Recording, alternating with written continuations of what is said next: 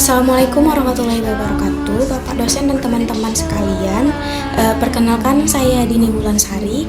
Saya dari kelompok 5 yang ingin mempresentasikan kembali isi dari makalah kami, yang dimana judul makalah kami itu ialah inovasi dan perubahan organisasi.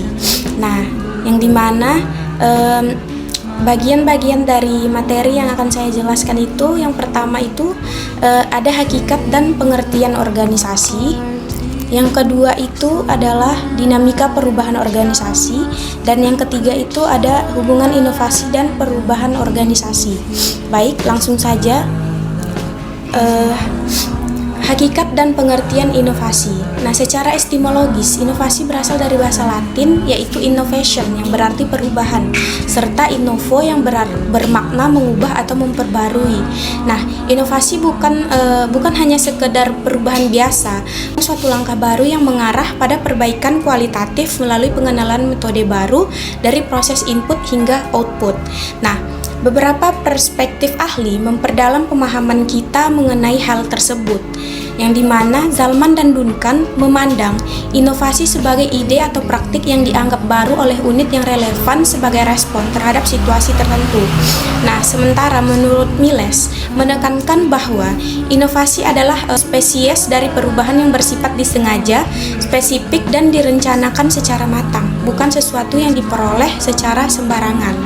Nah, selanjutnya itu menurut Everett Rogers menambahkan sudut pandang subjektifnya, yang dimana suatu ide disebut inovasi jika individu atau kelompok mengadopsi merasakannya sebagai hal yang baru bagi mereka.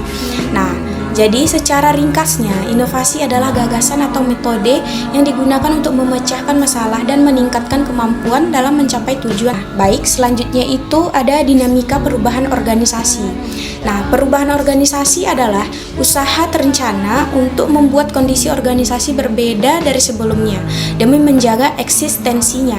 Dalam manajemen, dikenal istilah intervensi perubahan, yaitu rancangan aksi untuk membawa inovasi ke dalam sistem kerja. Nah, poin penting dalam perubahan organisasi itu meliputi yang pertama ada urgensi. Nah, urgensi ini maksudnya tanpa ada perubahan, organisasi akan menjadi statis dan sulit bertahan dalam jangka panjang. Nah, yang kedua itu ada tujuan, yang dimana maksud dari tujuan itu perubahan bertujuan agar organisasi tetap dinamis menghadapi kemajuan teknologi dan tuntutan pelayanan yang berkualitas. Nah, selanjutnya ada tantangan. Nah, tantangan ini yaitu hambatan utama perubahan seringkali muncul dari struktur, budaya, dan rutinitas lama yang sulit dihapuskan atau yang kita kenal sebagai status quo.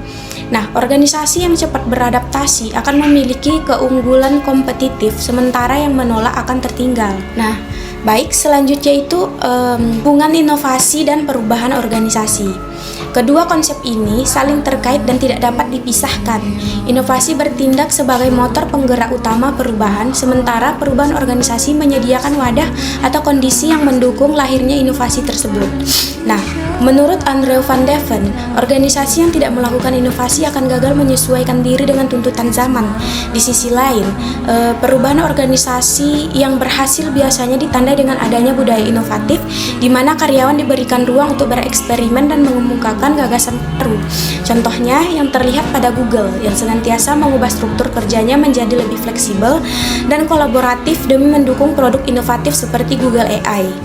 Nah, baik, kesimpulan akhir dari materi saya itu inovasi dan perubahan organisasi harus berjalan seiring untuk meningkatkan kinerja jangka panjang.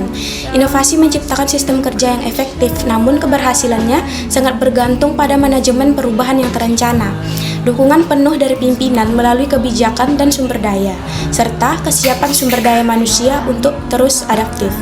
Baik, sekian dari paparan ulang dari makalah kami. Assalamualaikum warahmatullahi wabarakatuh.